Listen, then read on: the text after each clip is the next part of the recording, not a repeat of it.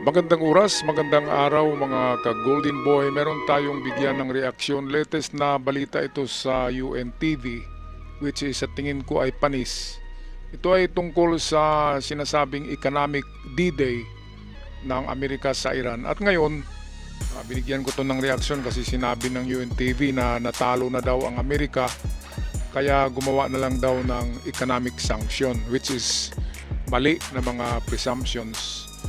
Dahil nga medyo naano na si Trump, naawa na si Trump sa Iran dahil ang dami-dami ng namatay dahil sa pagbubomba. Kaya iba na namang warfare ang gagamitin niya, itong hindi nakakamatay ng tao. Pero dahang-dahang nagkasakit ng ulcer ang mga mamamayan sa Iran dahil sa gutom. Imagine niyo, ang isang real na pera ng Iran, hindi pala, baliktad, ang isang dolyar, ang equivalent niyan sa pera ng Iran ay 20 million reals na ngayon ang isang dolyar. 20 million reals na ang isang dolyar. Kaya kung pupunta tayo sa Amerika at may dala tayong 10 dolyar lamang, ay milyonaryo na tayo doon. Pwede nang mag-asawa ng marami. Hindi, joke lang yon. Eto na, tayo magtataka bakit sinasabi ng Iran na sila'y nanalo sa giyera kontra Amerika. Ito'y epekto ng gutom. Kapag nagugutom ang tao, masisira ang pag-iisip nito. Kaya nababaliktad ang persepsyon ng Iran na sila daw ay nanalo. Nakakita na ba kayo sa giyera na nanalo na napulbo sa syudad?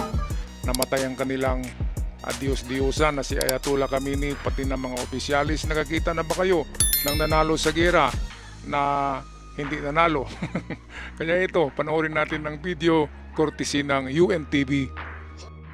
Haharap ang Iran sa pinakamatinding financial offensive na ipatutupad ng Estados Unidos laban sa kanilang kalaban.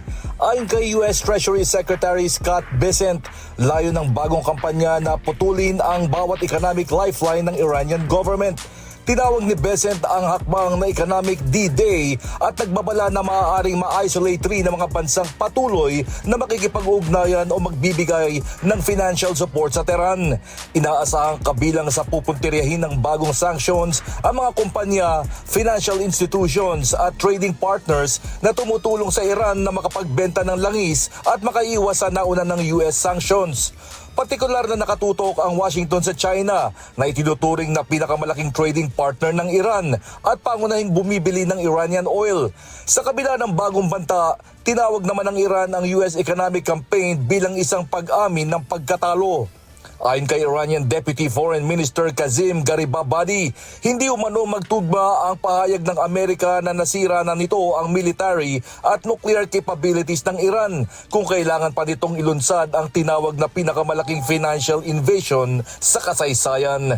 Para sa Tehran, kung talagang nagtagumpay na ang military campaign ng United States, hindi na sana kailangang pakilusin pa ang halos lahat ng economic tools ng Washington laban sa Iran. Kasabay nito, nagbabala rin ng Iran sa mga bansang makikiisa sa US sanctions na maaaring humarap ang mga ito sa sarili nitong mga parusa. Samantala, patuloy na bumabagsak ang ekonomiya ng Iran habang umabot sa record low ang halaga ng Iranian currency laban sa US dollar at patuloy ang pagtaas ng presyo ng mga pangunahing bilihin. Pinalala pa ito ng US naval blockade sa Iranian ports at ng malalaking pagbagsak ng oil exports ng Tehran mula na magsimula ang digmaan. Gayunman, hindi pa rin bumibitaw ang Iran sa Strait of Hormuz. Nagbabala ang bagong Persian Gulf Strait Authority ng Iran sa 45 tankers na nilabag umano ang mga panuntunan nito sa pagdaan sa waterway at maaaring pagmultahin, i-detain o kumpiskahin ang kargamento ng mga ito.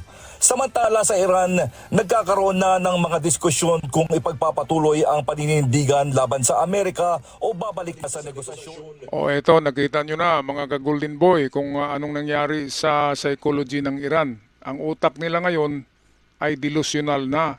Kaya ini-imagine na lang nila na sila ay nanalo. Meron kasi silang tinatawag dyan na state media. Yung parang channel ng television yan, istasyon ng radyo, television, na IRGC na palaging nagsasabi na nanalo daw sila.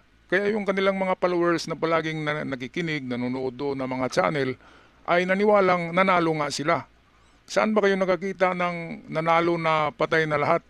Pati si Mujtaba Khamenei, patay na yan. Ali Khamenei, lahat ng kanyang opisyalis, unang top layers na officials, patay na. Second layers, patay na. Pangatlong layers, hinahunting na ngayon. Pasalamat sila, ang Israel ay hindi na umaatake sa Iran. Kung umaatake ang Israel, alam natin na meron talagang tutudasin na mga opisyalis, mga kababayan. Kaya itong sinabi ng UNTV na nanalo daw ang Iran at natalo ang Amerika dahil sa economic D-Day. Napakalaking pagkakamali naman yan na pag-iisip. Ano ba naman tong UNTV na to? Paano ba manalo yung nagugutom na nga eh? Kaya ngayong buwan lang siguro na to sa next month ay merong malaking massive protest na mangyayari sa Iran, pero hindi na yan protesta. Yan ay final assault ng mamamayan sa IRGC at tutuluyan na nila ito, matutulad ito kay Saddam Hussein na binibitay ng mamamayan. Lahat ng opisyalis ng IRGC ay bibitayin ng mamamayan dahil sa sobrang hirap, gutom. Hindi mo na yan matiis. Kung ikaw ay nagugutom, isang kain na lang sa isang araw, kapag mayroong magyaya sa iyo na mag-revolt tayo or gagawa ng protesta, ay simpre sasama ka doon kaysa mamatay ka sa gutom. Diba kaya ang economic D-Day ay masahol pa ito sa bomba, dahil kapag namatay ka sa sabog ng bomba, ay isang iglap lang, wala na. Hindi mo na intindihin yung, hindi mo iindahin yung sakit. Pero ang economic D-Day, ang masisira kasi diyan ay tiyan mo. Ang una, ang tiyan mo, magka-ulcer ka sa sakit, ang ulo mo sa sakit, dahil sa gutom ang utak mo masisira. Kaya ito na yung epekto ng IRGC officials kung bakit ganyan sila mag-isip na kahit talo na ay ayaw sumurinder.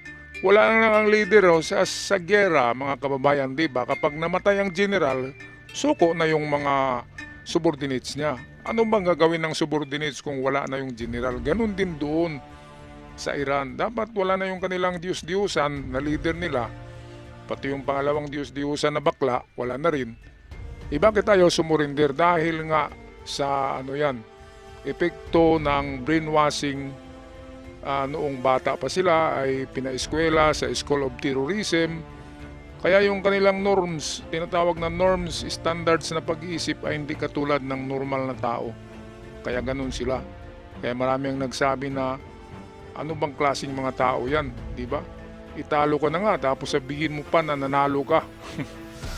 Mga ugok talaga. Ako talaga ay anti-Iran ako dahil sa dito sa Pilipinas, naghihirap tayo dahil sa gera. Dahil in-hostage ng Iran ang Strait of Hormuz. Yan ang katotohanan yan. Meron namang mga baliktad na pag-iisip na Pilipino. Iwan ko kung saan galing yan. Sabi nila si Trump daw ang sanhi ng paghihirap natin ngayon sa pagtaas ng gasolina. Kung wala si Trump, lalong tataas yan dahil papatungan ng Iran ng toll fee ang bawat barko na dumadaan. So anong magagawa? Magtaasan lahat ng gasolina. Pero sa ngayon hindi makapagpatong ang Iran ng toll fee dahil nandiyan ang Amerika. Kaya mabuhay si Donald Trump at sa mga Pilipino na naniniwala sa Iran, baguhin nyo na yan dahil hindi kayo Iranian at walang maitulong sa inyo ang mga terorista na yan. Yan ay mga terrorist, hindi yan totoong mga Islam. Terorista yan. Kahit na mga Islam ay binubomba nila Kaya hindi yan totoong mga Islam. Kasi pati mga Islam ay binubomba, mga kababayan. Alright, so kung magpaalam na, maraming salamat. Anong masasabi nyo dito? Paki-comment sa ating comment section. Hanggang sa muli, paalam at ingat ang lahat.